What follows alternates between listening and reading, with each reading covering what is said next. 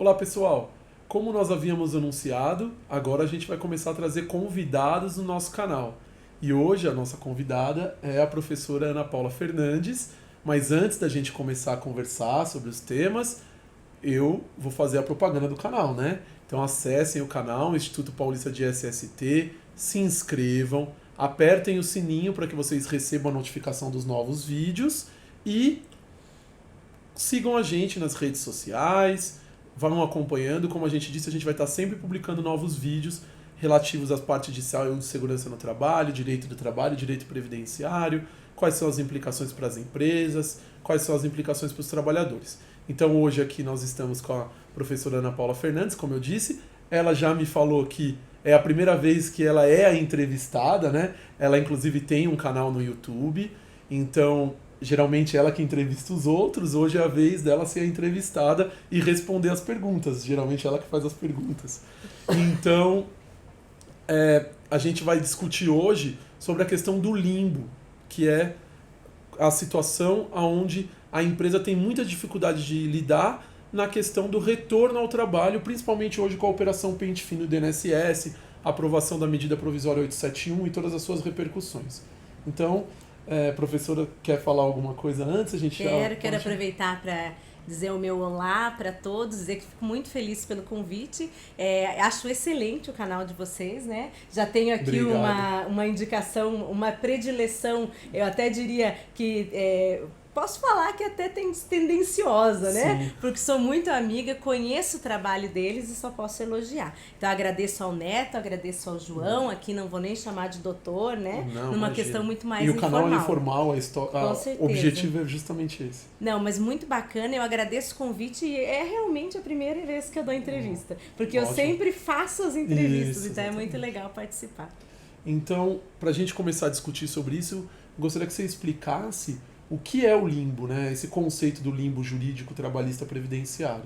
Perfeito. Esse é um tema bem interessante para a gente falar. É um tema que ele vai colocar vários conceitos em contraposição. Eu tenho um conceito previdenciário, um conceito trabalhista, e aqui eu vou envolver a ideia de benefício previdenciário e a ideia de incapacidade.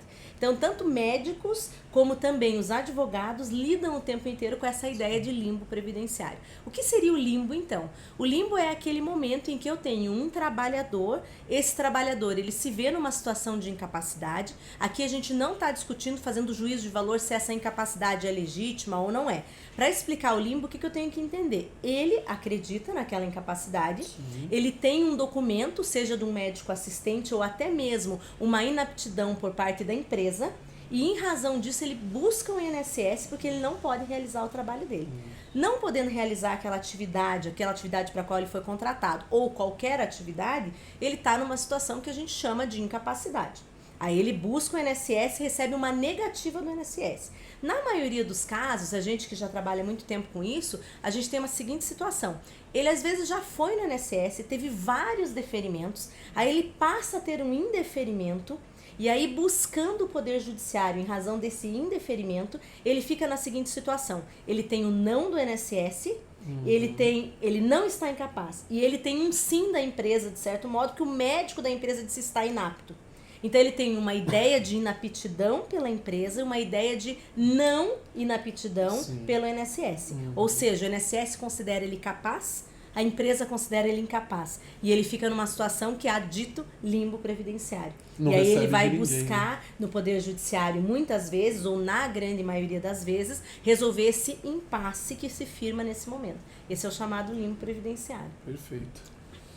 Bom, tudo bem, pessoal? Agora se a Ana me permite, eu quero fazer uma pergunta para a nossa entrevistada.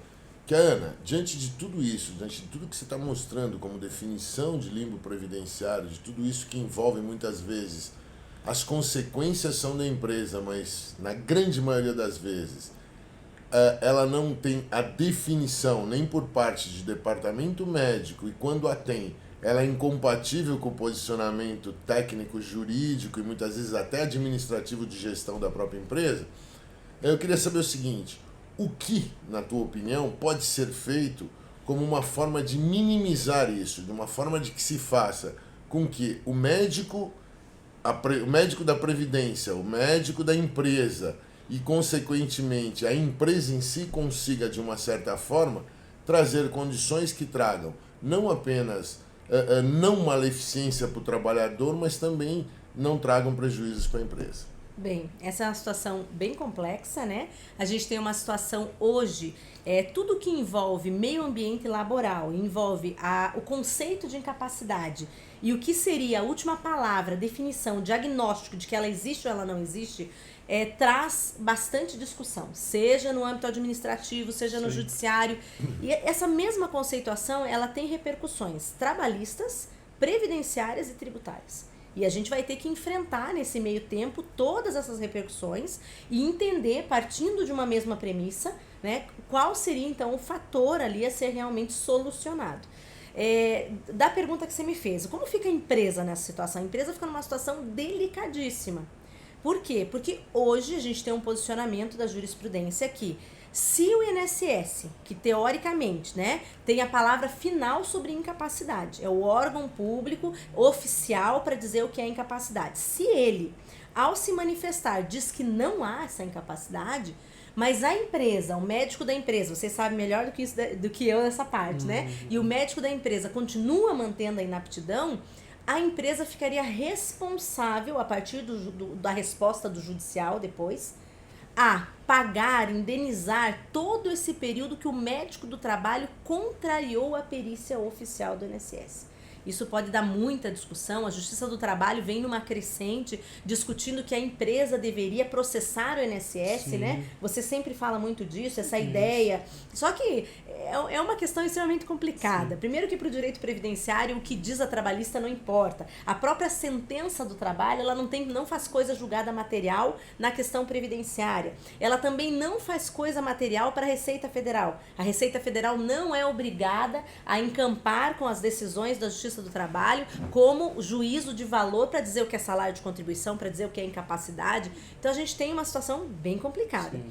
Essa situação complicada nos leva hoje à seguinte situação. O TST fala que a empresa tem que se voltar contra o INSS nos meios próprios. Cobrar os valores pagos. Entendo eu que o meio previdenciário não é o meio legítimo para a empresa contestar o que foi dito sobre o seu empregado. Com certeza. Tem bastante discussão para ser travado sobre isso, não é algo simples. E uma outra ponderação é que as empresas estão sendo efetivamente condenadas. Sim. Então, o que a gente tem que ponderar e ponderar muito com o empresário? Como vai ser desenvolvido ou qual é o procedimento médico da sua perícia interna. Aqui a gente não está falando nenhuma ilegalidade, a gente não está falando de tirar o diagnóstico da parte do médico, não. Mas de fazer uma análise objetiva dos motivos pelos quais ele está contestando aquela determinação do INSS. Critérios e procedimentos, né? Exatamente. A gente tem até sempre uma ideia de orientar o empresário, quando eu falo nas aulas, quando eu falo também nos cursos de mentoria, é sempre no seguinte sentido: eu tenho que orientar o meu departamento, seja interno, dependendo do tamanho da empresa, ela pode ter um terceirizado, mas este médico, como que ele atua, como ele diz que está contrariando esse argumento do INSS? Eu peço sempre que ele justifique e que faça um parecer dos motivos pelos quais ele dá o inapto, mesmo com a aptidão do INSS. A gente pode chamar isso de gestão? Gestão, com certeza. Aprender a ver que não existe dicotomia entre a medicina, o RH e a segurança do trabalho, e nem a previdência social, porque todos falam de um mesmo indivíduo. Eu gosto do termo de gestão e eu poderia dizer que é uma gestão de fluxo de trabalho compartilhado, porque eu preciso trabalhar vários departamentos dentro da minha empresa em conjunto para que eu possa ter um resultado, pelo menos, né, passível de uma análise judicial e que não me leve a um custo. Sim. Eu já trabalhamos no passado, quando ainda advogava no escritório, no seguinte sentido, de que esses pareceres médicos sempre fossem muito bem corroborados.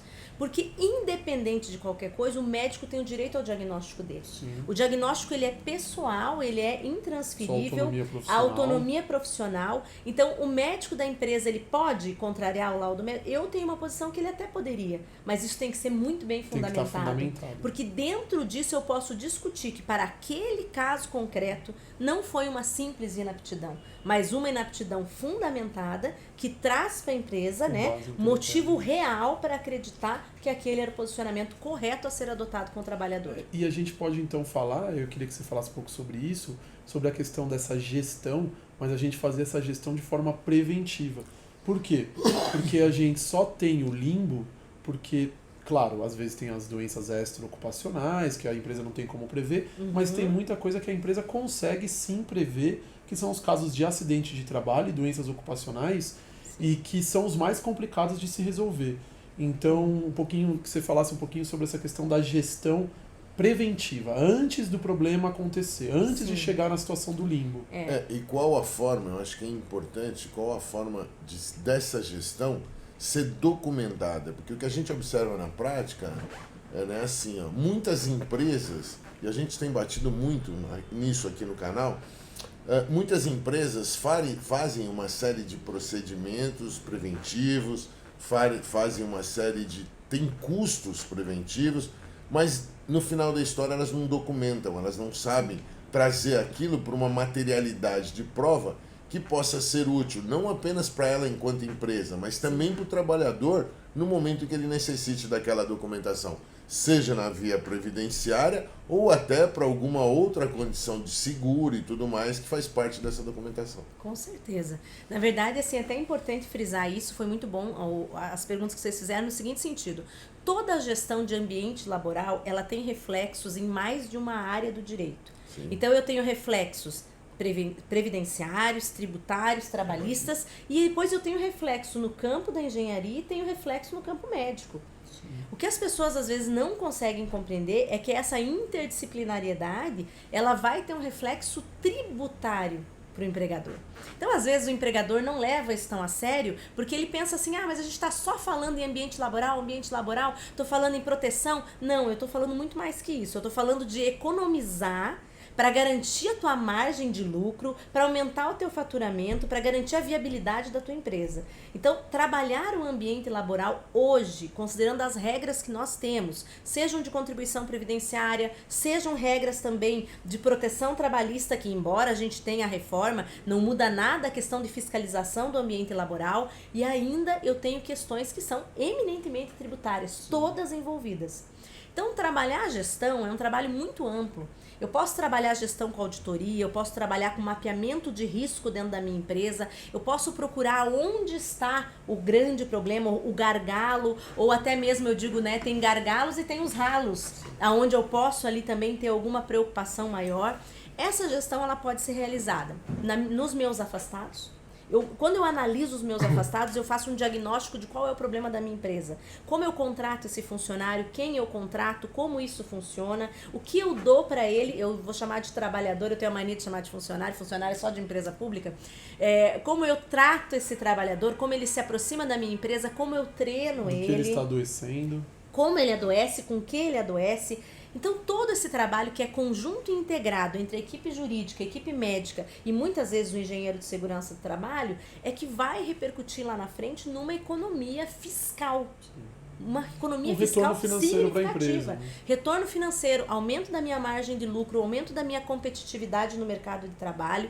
Então, elas são conceitos integrados. Só que hoje eles ainda são tratados como se fossem partes separadas de uma mesma coisa e muitas vezes não se dá importância para isso. Então, gestão de afastados, mapeamento de risco, auditoria dentro do meu departamento, seja o meu departamento de segurança, de medicina, para saber prever os meus problemas, né? Quando eu conheço o tipo do trabalhador que eu tenho e a atividade que ele desempenha, eu consigo prever os problemas que eu posso ter dentro do meu ambiente de trabalho. Claro. Então, isso tudo é super importante. Obrigada, eu já estou aqui me estendendo. Imagina.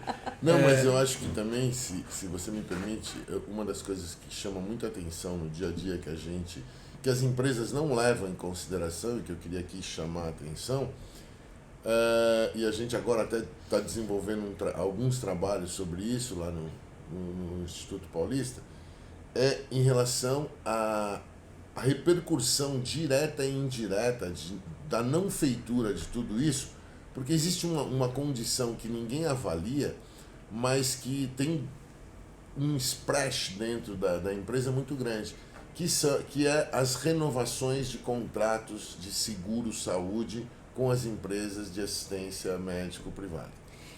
Então, é aquilo que eles chamam de sinistralidade. E o que a gente observa na prática é que essa sinistralidade ocorre e aqueles indivíduos que estão afastados, aqueles indivíduos que de qualquer forma são, por força de lei, obrigados a serem mantidos na apólice, eles são os que mais utilizam, porque primeiro são os que são doentes e segundo, os que têm tempo para ir no médico muitas vezes. Então eu acho que isso é uma das coisas que na hora que se faz esse cálculo, e isso chama muito a atenção, essa sinistralidade é projetada.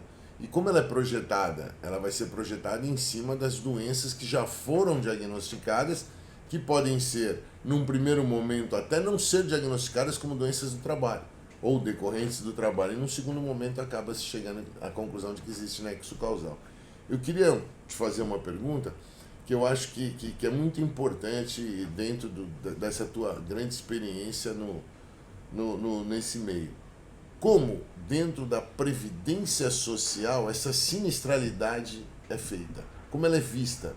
Que a gente sabe que uma coisa é a contribuição compulsória, Sim. Mas como essa sinistralidade se materializa em alíquota para o empresário entender? Sim, não, é importantíssimo. Na verdade, eu vou até mais além. Eu vou um pouquinho na pergunta que você fez a primeira vez e eu acabei não respondendo. Toda essa questão da sinistralidade, essa análise contratual, na verdade, essa alocação de recursos e de sistemas que é necessário que o empresário faça, a gente chega no seguinte ponto que você perguntou a primeira vez e eu não respondi. Não basta fazer, eu tenho que provar que faço. E essa fiscalização, ela é fundamental e muitas vezes é o grande calcanhar de Aquiles do empresário. Às vezes ele faz, às vezes ele sabe, às vezes ele evita, mas ele não documenta, ele gasta, que é a pior parte. Ele gasta, mas não documenta. Isso acontece muitas vezes, por quê? Porque o direito é uma disciplina extremamente dogmática. Sim. Então, o profissional que vem da área do direito é um profissional que anota, que registra, que automaticamente se preocupa com a prova. A grande preocupação que a gente tem quando atua com o empresário é o seguinte: o médico, o engenheiro, o técnico de segurança são profissionais que normalmente vêm de uma outra cadeira, uma outra ciência. Uma ciência que não é dessa dogmática de tudo ter que ser provado. Então nós, quando vamos fazer um trabalho preventivo, uma ideia de prevenção do ambiente laboral, a gente vai com aquela ideia, olha, nada adianta fazer se eu não puder provar que fez. Então, o que é o bacana de aliar esses trabalhos nessa gestão? É que a gente leva para dentro da empresa essa ideia, olha, não basta fazer e não basta provar que fez, mas você precisa documentar a forma e como foi feito. Esses fluxos de trabalho são fundamentais para que a empresa possa se livrar, inclusive, de autos de infração, regressivas de acidente de trabalho, aumento indiscriminado do FAP, a possibilidade de contestação de fatos específicos que vão onerar o extrato do fator acidentário de prevenção. Então são coisas que parecem muito simples, mas às vezes um diário de obra, uma anotação de registro do técnico de segurança do trabalho, de como é, um treinamento documentado, esclarecido em tópicos o que foi tratado. A ordem de serviço. Ordem de serviço, principalmente construção, então. Sim. A gente tá muito nesse mundo que tem a gente trabalha muito com construção no Sul, então essa questão de construção é uma questão, as pessoas não seguem a regra. Sim. Então, abriu a ordem de serviço, como que a ordem de serviço funcionou, que eu tô instruindo EPI, meu funcionário como é que fazer. Comprova EPI, essas coisas bobas, mas Sim, que são importantíssimas. E aí a gente chega à conclusão, né, que acho que é o que todo mundo tem que chegar a essa conclusão, que é muito melhor você prevenir do que indenizar. Nossa. Porque você fazendo essa prevenção, você acaba evitando um reflexo trabalhista, um reflexo previdenciário e um reflexo tributário. E o tributário, lembrando que a gente já sai de partida perdendo a espontaneidade com uma multa de ofício de 75%. Então, e lembrando ainda que, além disso, vai se pagar isso, todos nós pagamos isso novamente num custo social posterior. Com certeza. Que é exatamente esse trabalhador que vai que depois de mutilado ou com capacidade reduzida, lembrando que a redução de capacidade envolve competitividade, qualidade e quantidade de trabalho, ele vai voltar para um mercado onde ele não será absorvido e, consequentemente, ele vai virar em previdência social ou em assistência social, ele vai acabar virando custo para todos nós de novo. E sem contar que onera a saúde, né? onera São pessoas SUS, que onera ficam tudo. passando aí por diversos procedimentos mal resolvidos dentro do SUS. Então tem uma questão social, política, econômica. E acho que para finalizar, se eu pudesse falar uma coisa, eu acho que ainda é necessário que o nosso empresário, ele observe o seguinte: isso não é custo, é investimento. Então, quando ele conseguir entender que trabalhar a gestão e trabalhar a prevenção é investimento, é aumento da margem de lucratividade, é aumento direto de competitividade, nesse momento ele vai enxergar que a prevenção, como é nos países mais desenvolvidos, né, é a grande forma de se destacar no mercado. Porque o mercado trabalha muito com causa e efeito. E vale a pena, porque você ainda tem hoje um mecanismo dado pela Previdência. A gente sabe que o FAP ele pune quem não previne, mas ele também te dá um bônus.